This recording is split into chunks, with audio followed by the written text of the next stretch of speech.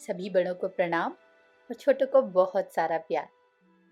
आज की कहानी का शीर्षक है हर समय एक जैसा नहीं होता। सुदूर दक्षिण में किसी प्रतापी राजा का राज्य था। राजा के 3 पुत्र थे। एक दिन राजा के मन में आया कि पुत्रों को कुछ ऐसी शिक्षा दी जाए कि समय आने पर वो राजकाज संभाल सकें।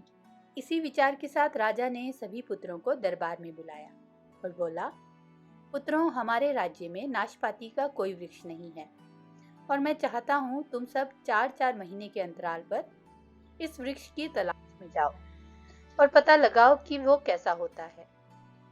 राजा की आज्ञा पाकर तीनों पुत्र बारी बारी से गए और वापस लौटकर आ गए। सभी पुत्रों को लौट आने पर राजा ने पुनः सभी को दरबार में बुलाया और उस पेड़ के बारे में बताने को कहा।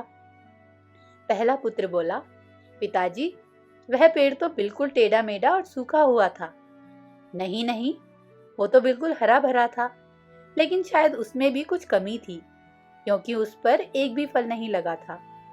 दूसरे पुत्र ने पहले को बीच में ही रोकते हुए कहा। फिर तीसरा पुत्र बोला, भैया, लगता है आप भी कोई गलत पेड़ देख कर आए हैं, क्योंकि मैंने सचमुच नाशपाती का पेड़ देखा। वो बहुत ही सुंदर था और फलों से लदा बड़ा था।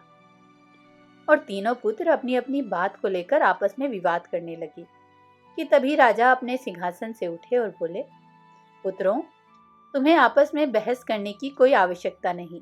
दरअसल तुम तीनों ही वृक्ष का सही वर्णन कर रहे हो। मैंने जानबूझकर तुम्हें अलग अलग मौसम में वृक्ष खोजने को भेजा था और तुमने जो देखा वो उस मौसम के अनुसार था। मैं चाहता हूँ कि इस अनुभव के आधार पर तुम 3 बातों को गांठ बांध लो।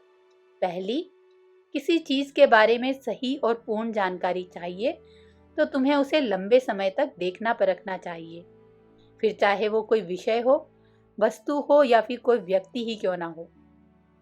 दूसरी, हर मौसम एक सा नहीं होता। जिस प्रकार वृक्ष मौसम के अनुसार सूखता, हरा भरा या फलों से लदा हुआ रहता है, उसी प्रकार मनुष्य के जीवन में भी उतार चढ़ाव आते हैं।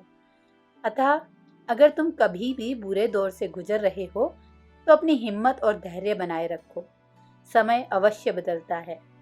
और तीसरी बात, अपनी बात को ही सही मानकर उस पर अड़े मत रहो।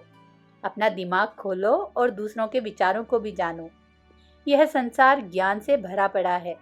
चाह कर भी तुम अकेले सारा ज्ञान अर्जित नहीं कर सकते। इसलिए ब्रह्म की स्थिति में किसी ज्ञानी व्यक्ति से सलाह लेने से संकोच मत करो। आशा करती हूँ आपको यह कहानी पसंद आई होगी। धन्यवाद।